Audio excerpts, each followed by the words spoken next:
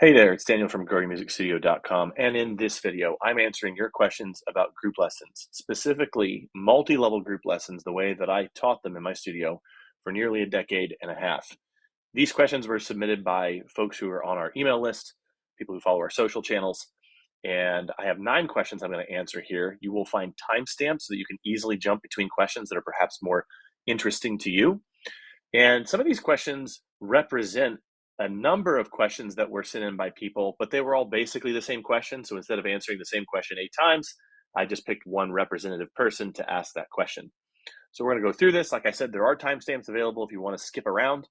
You'll find that either in the email that you got this in, or if you're on YouTube, in the description, if you're on Facebook, maybe in the comments. And let's jump right into it. I'm going to pop this down so you can still see me, but we're going to focus on the questions. All right, from Elizabeth. At what level would you suggest students move from a group lesson format to a private lesson format?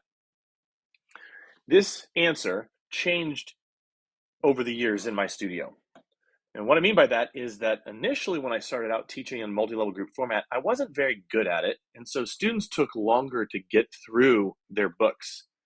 And what that meant was it took them longer to get to a point where they were at an early intermediate stage, which was kind of the dividing line for me in my studio from when they were in groups to when they went to private lessons. However, as I got better at teaching in a multi-level format, which allows students to move at their own pace, as I got better at that format, students completed their books faster. And the problem with that was that now all of a sudden I had a bunch of students that before it used to take them 4 or 5 years to get all the way through the beginner method.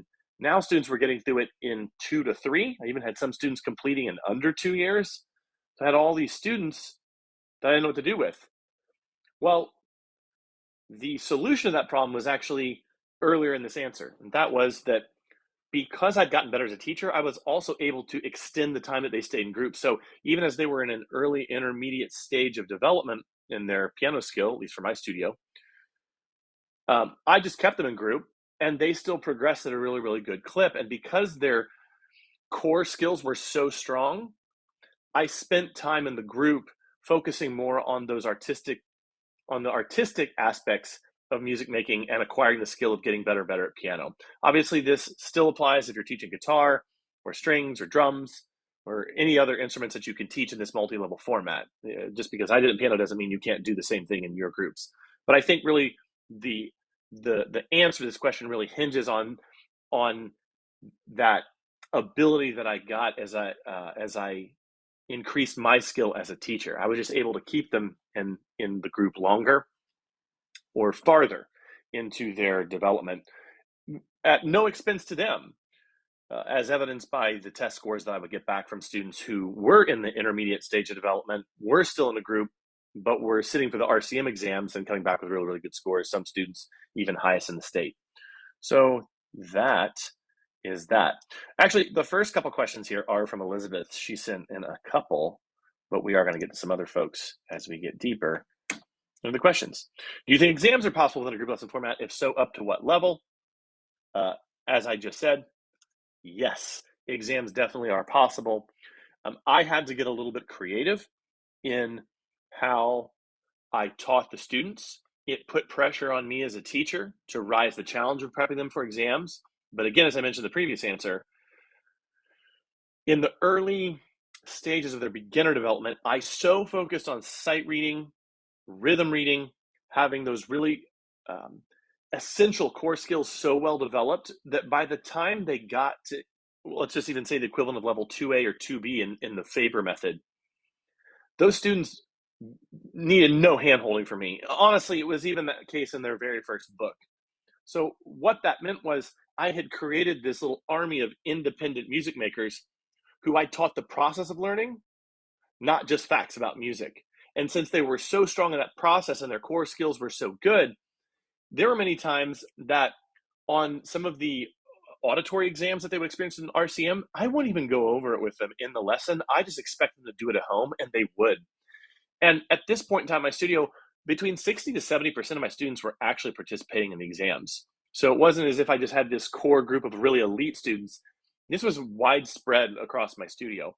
And the 30 to 40% that didn't participate, it was just because their parents didn't want to be bothered to drive, 40 something miles to the nearest exam center to take the exams. So it was more about just logistics or the busyness of their schedule, and had nothing to do with their commitment to the studio.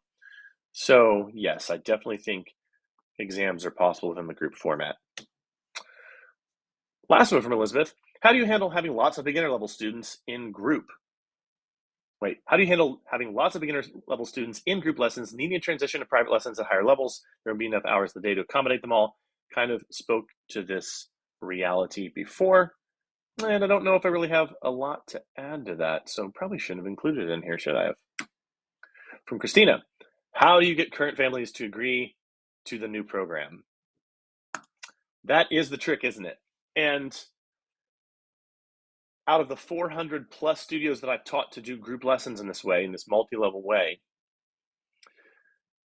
there are a lot of studio owners who have joined our training specifically for our section on how to convert to group, because they tried it previously, either with a method they devised, or they were using a group curriculum that was kind of prepackaged on the market. And what I would say is that a lot of times the natural instinct that a studio owner has on how to convert really goes against, they follow their instincts, but their instincts lead them wrong. Because I can't tell you the number of people who've tried to convert and they really had a bad go of it because they kind of followed the natural instinct. Oh, let me see what they think. Let me run a survey. Let me just announce it. And they're not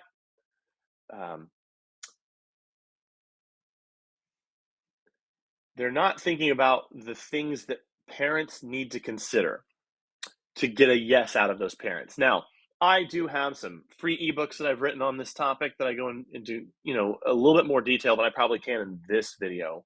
And obviously the training goes very deep into this video, to the point that in the Successful Group Lessons training, I actually have templated emails. And this is how these 400 studios that have worked with me in the past have done it themselves. But I have these templated emails that you just send out, and then parents say yes. So I put a lot of thought and done a lot of testing on those emails, and they're so potent that many of those studios, they didn't do anything else. They didn't ask for opinions. They didn't have to do a song and dance for parents. They didn't have to beg parents, lower their rates, anything like that. They literally just copy and pasted what I call them my magic emails. They sent them out, and within sometimes minutes, they're getting emails back from parents saying, yeah, we want to be in this program. So those are really potent emails. And what I will tell you to kind of answer the question is that what's in those emails focuses less on the format and more on what parents originally signed up their kids up for lessons for anyway. So we don't focus on format. That's really the mistake that most studio owners make. We focus more on what parents want. We focus on the results that they'll get. And we focus on kind of these persuasion levers that I learned a decade and a half ago, that as I got better at using them, I had no trouble getting parents in my studio to move them over. Initially I made all the mistakes in the book, and I kind of did it that same instinctual way. That's what actually led me to kind of do a deeper dive on, well, what would it actually take to get parents in my studio to say yes to this? Because they all like me. But when I initially went to parents and said, these parents who liked me, who trusted me, and said, hey, I think we're going to do a group program, they started to turn on me. So it wasn't as if I had a bunch of cranks in my studio. They all really liked me. The kids liked me. But I had to be a little more wise about how I introduce the program. And that's why we have an entire section on how to convert your studio over in the Successful Group Lessons training. Okay, so William says, how do you provide quality experience education whilst teaching a group, advancing at different paces? How to manage all that? That's a great question. And the short answer is that I went against the grain. When most people think of group, they think of students moving in lockstep. They think of a group curriculum that has a definite start and end point, and all students have to move through that curriculum. If you have a student get sick, you have to catch them up and remediate them. You have other people who try to put different levels of students in the same group, but give them varying they all are playing the same song, but there's varying levels of difficulty on that song. All that's just way too complicated. I invented a series of rules to teach kids in a multi-level group, and those rules include how to get those kids to sight read very quickly, communication rules on my part so that I can manage the time really well in the context of a group, and rules even on how to take any traditional method and turn it into a group method. This is just kind of scratching the surface. The Successful Group Lessons training spends about 6 hours on this aspect, on how to get kids to kind of move through at their own pace, having their own distinct, unique experience, but doing it in the context of a group. And a lot of those rules, as I mentioned, focus on those things I just mentioned there a second ago, but also on even just time management skills. I don't think these things are super obvious. Otherwise, a lot of people have already come up with this. It really took me years of experimentation to get to a point where I could be in a group with 5 kids. They're all working. I'm supervising all of them. They're learning lots of music the lesson. Even those kids in their first year of lessons, they're learning all their music before they go home. And I'm prepping kids for a successful week of practice ahead. They're coming back pretty much passing all their songs. This wasn't ironclad or foolproof across the board. Obviously, I had stubborn students. I had students who maybe didn't practice at home during the week.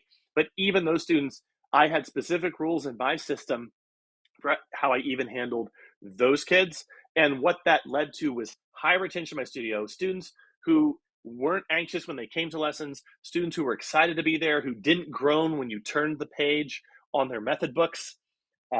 Another song. Oh, this is so hard. I had students who were excited to turn the page in their method books, and they were turning it a lot faster than my students were when I was teaching them one-on-one. And again, it all kind of centered around these 6 principles for group success that I teach in the Successful Group Lessons training. So a little bit of a preview of what the training's about, but also answer the question as well. Let's move forward to Robert S.'s question, which is interesting because he touches on something I mentioned here a second ago, but I think I want to go deeper on this one. It's why I put his question in here. How to balance individualized time if they're working on specific pieces, say for the rock band, how to balance that time with group instruction, making sure they still get teacher time to get their band parts right, but also have a real group learning experience, not just a silent lab where there are 6 people who are learning separately. And what I would say is, I prioritized student progress over everything else. And what that means is that, and this is actually kind of previewing a question that's going to come later in this little slideshow I've made here from these different folks. That means my top priority was repertoire acquisition. How much music can I have a student successfully learn in 60 minutes? What that meant was there was all these things I tried over the years. I played games with students. I had them use technology. I tried, theory times. I did briefly try where I, roughly tried to have students of similar levels grouped together. Ensemble. Here's the truth. Students seem to have the most fun when things felt easy. Students seem to have the most fun when they were learning a lot of music. Students seem to have the most fun when I provide an environment for them where they could stay focused. And what that meant was one by one, I cut everything that decreased student fun, and I cut things one by one that decreased the number of songs that a student could learn in their time together. Because how many songs they learned were also directly connected to other skills, such as their sight reading ability and all these other things that are really important to a student as they increase their skill in piano, guitar, strings, drums, et cetera, which means that I had to get rid of these group learning experiences because they didn't contribute to the thing that I prioritized most, which was how many songs could a student get through. Now, I want to make something very clear. I don't think, this is going to sound weird given everything I just said, I don't think speed is the most important thing. I think musicality is far more important than that. I don't think, and when I say speed, I really am talking about not how fast they can play their songs, but how many songs they can pass per lesson. I prioritize that, but that was a byproduct of these other things: musicality, how strong their skills were, their ear skills, their playing skills, their sight reading skills, their organization skills, their self-management skills, their ability to learn, to understand that the learning system that I taught them. Speed was kind of the end metric, and if I got everything right in the skills that I wanted to develop on the front end of that, then they would learn a lot of music at the end. So what that meant was I had to stop wasting kids' time by trying to have a real group learning experience. They're not there for social hour. There is nothing about the quote unquote what he's calling real group experience that is somehow superior to other things you could prioritize, much less skill acquisition. And what I found was that anytime I tried to have a real group experience, everything ground to a halt, things got slower. And so my thought was, you know what? If I do want to have social hour, then I could have 75-minute groups and spend, kind of 15 minutes at the end having group games or maybe doing things like ensemble playing or things of that nature.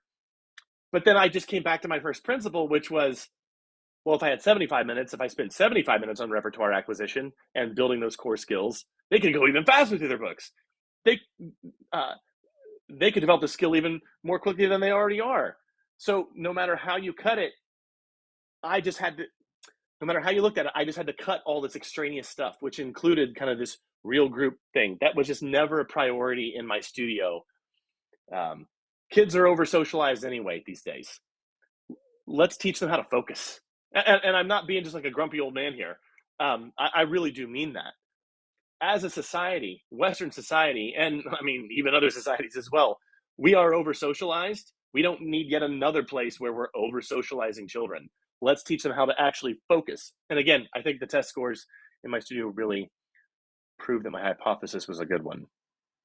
So, not meaning to be cranky about this question. It's just that I don't find there to be a problem with a silent lab where there are 6 people learning separately. From Evan, how do you have group lessons with limited equipment, only one piano or space? I suppose you could have that. There are other ways of teaching groups, such as 20-20-20, where you maybe have one piano, a computer, and an iPad, and you have one kid on a piano for 20 minutes, and then you cycle him to the second station. The second child goes to the piano. Then at 20 minutes, you cycle the third child on the piano. And then what the other 2 kids are doing there's basically an instruction station, a theory and worksheet station, and there's a technology station. That would be one way you could do it. But that wouldn't maximize the thing I just was talking about in the previous question. So really what you would want to do is have a space where you could have 3 or 4 or 5 or 6 pianos, so that each child has their own piece of equipment that they can work on for that hour. Alternatively, and a number of people who've gone to my training have done this, you could teach online group lessons. There are people using my multi-level format online. One other non-traditional thing to do would be, we have had not a large number, but a significant enough number of people who don't want to invest in a big commercial location. They don't want to take that kind of risk. And they rented a room from a local church or community center, or they rented a room at a local music store or instrument store, a place where they're focusing more on instrument sales, music sales, and they maybe don't have an education department, or they do have studios that can be rented out. A lot of areas have a place like this, and or a community center and or a church. And there have been a fair number of people who've gone through my training that they rented a room for a church, had their own lock on a door inside the church, like in a church basement or something like that, where they could keep all their gear up all week long. They could lock the door to protect their equipment and their investment. And they did have to move out of their house, but they didn't have to take the major leap of buying a commercial location or renting a commercial location. They could rent a room versus a whole place, which could be the difference between like $300 to $400 a month for that room versus $2,000 to $3,000 for a commercial space, which just, I don't think most people want to make that, especially if you're just wanting to be a single teacher studio and you don't want to have to take that risk. So that's how I would answer that. It would be impossible with just one piano or limited space to run multi-level groups the way that I do. It would be possible if you had a space or if you ran those multi-level groups online. So hope that's helpful, Evan. Okay, next, let's just look at this question briefly from Laura. I think I got a couple from Laura. Could you please email me a list of all the apps you use for note reading? So this is a question that was mailed in. Also, what apps would you recommend for very beginner students? In my first piano adventures, Yellow Book or primer level, mostly C position. I wanted to include this. This isn't specifically about group, but I did like this question, and I thought it was helpful because this does touch upon an aspect that I did have in group with younger students. I wanted students to have a good time in their lesson. Younger students, even there for an hour, some younger students could keep their focus for that long, but would see some younger students getting a little bit restless. I would also notice that those younger students didn't quite pick up their note names or their rhythms as quickly as older students. So just look at your own personal experience teaching piano or guitar or voice or strings or drums, whatever you teach, and think about it. Think about your average 5-year-old student. Think about your average 8 to 10-year-old student. Those 8 to 10-year-olds pick up the music so much faster. They pick up the skill so much faster. So those 5-year-olds, 5, 6, 7-year-olds would actually benefit from some time in acquiring note reading skills, rhythm reading skills. And to that end, I would keep an iPad or two in my studio. And at about the halfway point, somewhere between 20 to 40 minutes into the hour-long group, I would pull that child off and I would maybe have them do a theory page there with me, whereas I would send an 8 to 10-year-old home and have them do all their theory at home. But I would actually supervise the younger students with the theory and put them back on repertoire acquisition. Maybe about somewhere around the 40 to 50-minute mark, I would have them once again take a break from the music and I would have them work on a note reading app or a rhythm reading app or some app that I thought was educationally valuable and actually contributed to the outcome that I was trying to get with all those kids, which were really, really good sight and rhythm readers, students who could sit for an RCM exam and come back with a really high score. So I had a few apps that I like to use for those purposes. Genius is a good one. Staff Wars is a good one. And for younger students, it's escaping me now, of course, in the middle of the video. Well, you know what? I'll put it in the description if I remember it, but I don't think I will. Oh, yeah, it was Flash Note Derby. See, look at that. I figured it out. This is what happens as you get older. So Flash Note Derby was a really good one for younger students. It was kind of cute. Genius, kids really like the concept of that app. I personally like Staff Wars the best because I had maximum control over the range of notes that they were being drilled on. So younger students, I would literally just have them go from middle C to the E right above it, and they would just work on that. And when they would get a high score, I would add F, and then I would add G. Then we'd go down to the left hand, and we'd start with a C and move our way down to the F right under middle C. Then we would do C to G, C position in the left hand. Then we do C to G in the right hand. And I just had this way that I had students go about doing it. By the way, this is actually a question that I did answer inside the training. We do have a bonus section of the training where I asked the 37 most commonly received, I answered the 37 most commonly received questions that we got from people who went through our group training about all manner of questions that they had in relation to group. How do you prep kids for recital in the group? How do you prep them for exams in the group? And I go in really excruciating detail about how I did it in my studio. It's all in the Successful Group Lessons training, which you can find at launch.gregormusicstudio.com/group lessons. Or you can go to our website and just look under products and you could find it there too. Okay. I think this is the last question. What games do you play in group? Do you have any websites that you find helpful for music games? As I mentioned earlier, and I was referencing this question, which I'm pretty sure it's the last one. I, over the years, spent less and less time on games as a group. I did have one group game that I like to play. I do teach it in my group lesson training. It's the dumbest, silliest game. It's called Music Hangman. And the rules were basically this. It was like Hangman, and I'd pick some ridiculous phrase that would make the kids laugh. It had nothing to do with music. I would just, like one day, the phrase that they had to guess was, I timed it so we would end the game right around the time it was time for us to leave. The kids all pack up and leave for the day. And it was just like, get out of here, was the phrase. And the rules were this. I would show flashcards to the kids, and it would be level appropriate for them. Or I would ask a question specifically about theory or something that we talked about in lessons recently because I knew each kid and their progress really, really well. So I could ask tailor-made questions for them. And I would just kind of go around the room start with the first kid, go to the last, start over again. And the rules were this. In normal Music Hangman, if you guess a letter and it's wrong, you quote unquote get a body part on the hangman. In music hangman, you could guess all the letters you could, but if you got one of the music questions wrong, that's when you got a body part. And we would also not really hang a man, because the joke I made with the students and I thought it was funny was that that's really violent, so let's hang something that we don't really like a snake or a spider or a great white shark or something.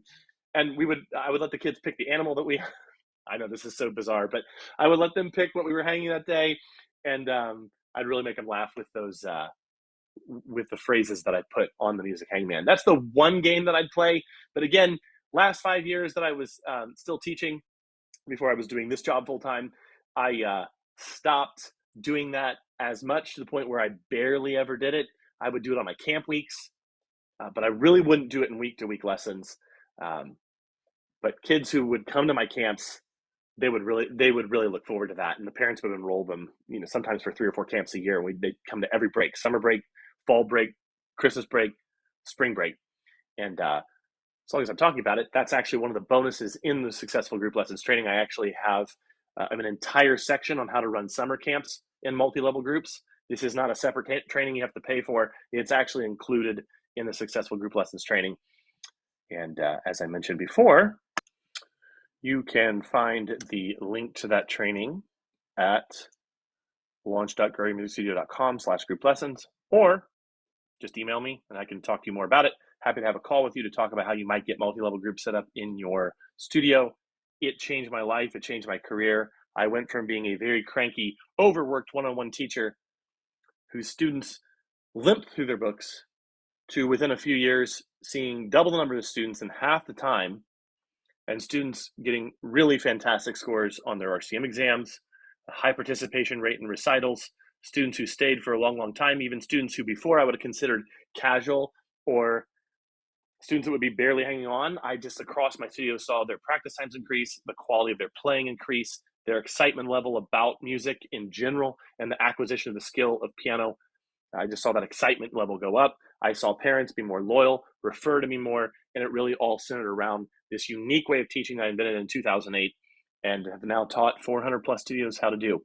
It is best suited for single teacher studios, studios that are teaching piano, guitar, drums, stringed instruments.